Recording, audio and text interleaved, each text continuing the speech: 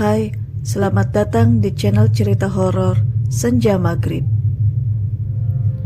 Cerita yang akan saya bawakan kali ini adalah kisah ritual pesugihan gulang-gulang. Untuk selalu update cerita-cerita terbaru dari saya, jangan lupa nyalakan notifikasinya dengan pencet tombol lonceng, dan yang belum subscribe, dimohon klik tombol subscribe.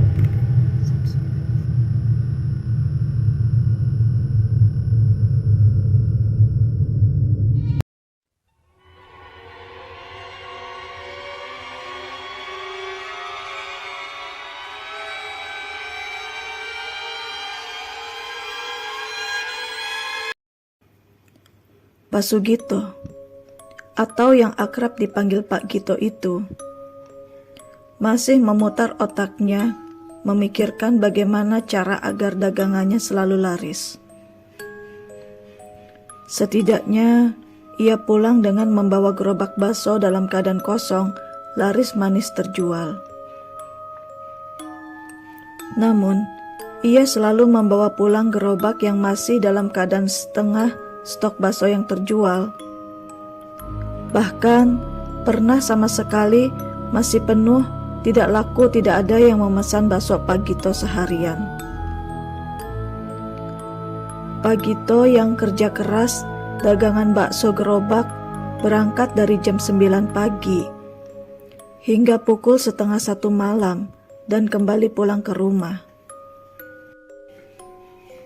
Pak, kalau begini terus Bapak bekerja, Bapak bisa jatuh sakit, ujar Bu Sugito sambil menghidangkan segelas kopi hitam panas dan beberapa gorengan sebagai sarapan Pak Gito yang hendak berangkat berjualan.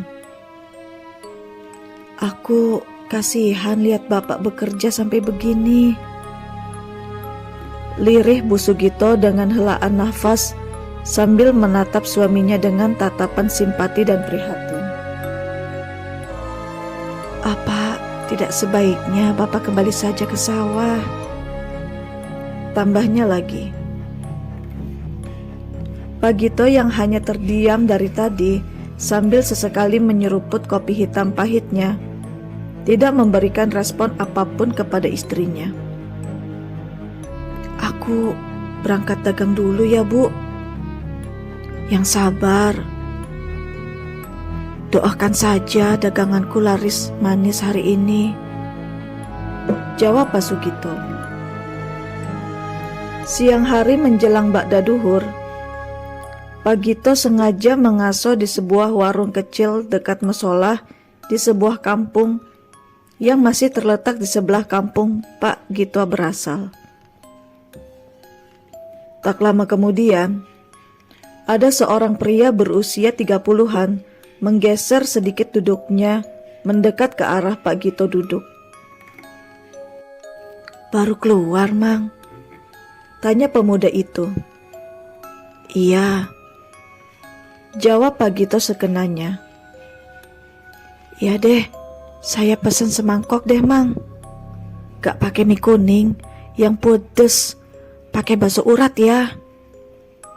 Sebagai penglaris hari ini, ujarnya sambil sedikit tersenyum memberikan semangat untuk Pak Gito berjualan. Pak Gito yang masih menikmati segelas es jeruk marimas kemudian beranjak menyiapkan pesanan pemuda itu.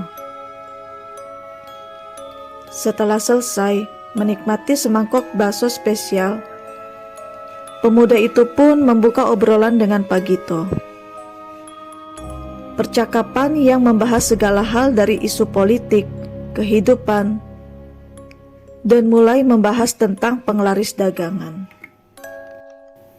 Mang, sudah tahu belum ada ritual pesugihan yang tersohor di kampung kita?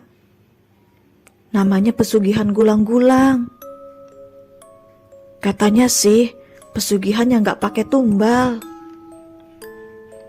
Mamang bisa pakai pesugihan ini sebagai penglaris dagangan bakso Mamang, ujarnya dengan terlihat serius. Pak Gito pun terdiam dengan tatapan kosong. Entah apa yang di dalam benaknya mencerna saran pemuda tanggung itu, ataukah sedang memikirkan hal lainnya. Dari sudut pandang penulis, dari berbagai sumber informasi yang didapat, ritual pesugihan gulang-gulang adalah pesugihan yang berasal dari sebuah kota di Jawa Barat. Pesugihan ini tentunya meminta korban nyawa manusia sebagai tumbalnya. Dan yang lebih sadisnya lagi, korban tumbalnya haruslah dari garis keturunan atau yang masih sanak saudara terdekat. Waktu sudah menunjukkan hampir tengah malam. Malam ini, Pak Gito memutuskan pulang ke rumah agak awal, tak seperti biasanya. Jam 11-an malam, Pak Gito sudah tiba di rumahnya. Hari ini jualan Pak Gito agak lumayan pendapatannya. Sudah terjual sekitar 15 mangkok. Keesokan harinya, Pak Gito sudah berpamitan kepada istrinya pagi-pagi sekali. Pak Gito berpamitan bukan untuk berdagang, karena hari ini Pak Gito keluar rumah tidak membawa gerobak baksonya. Bu Gito yang melihat sedikit keanehan tingkah Pak Gito hanya bisa terdiam, seolah menghiraukan karena tidak mau bertanya kepada suaminya itu yang agak sedikit tergesa-gesa. Ya, Pak Gito pagi itu pergi dengan tujuan mencari alamat seorang dukun yang diceritakan pemuda kemarin siang itu. Dengan bekal sedikit ongkos hasil jualan kemarin, Pak Gito memutuskan menyewa ojek. Tukang ojek itu pun lalu mengantarkan Pak Gito ke alamat yang dituju. Setelah sampai di sebuah rumah yang terbilang cukup mewah untuk ukuran rumah orang kaya di kampung tersebut. Sebuah rumah besar dengan dekorasi dan ornamen khas Jawa Barat. Pak Gito pun sempat tertegun sejenak melihat kemewahan rumah tersebut. Assalamualaikum. Sampurasun. Pak Gito dengan nada sedikit pelan yang agak canggung. Waalaikumsalam. Rampes. Jawab seorang yang usianya hampir setengah abad itu, dikenal dengan nama Mbah Legi. Siapa itu yang di luar? Coba lihat dulu, Tri.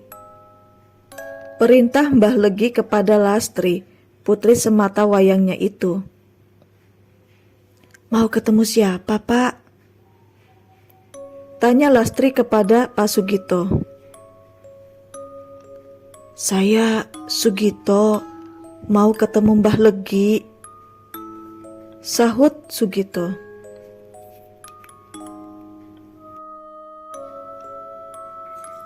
Apakah alasan sebenarnya tujuan Pak Sugito menemui alamat rumah sang dukun sakti Mbah Legi? Dan apakah Pak Sugito sudah siap dengan persyaratan dan konsekuensinya itu? Temukan jawabannya di kisah ritual pesugihan gulang-gulang bagian kedua. Terima kasih.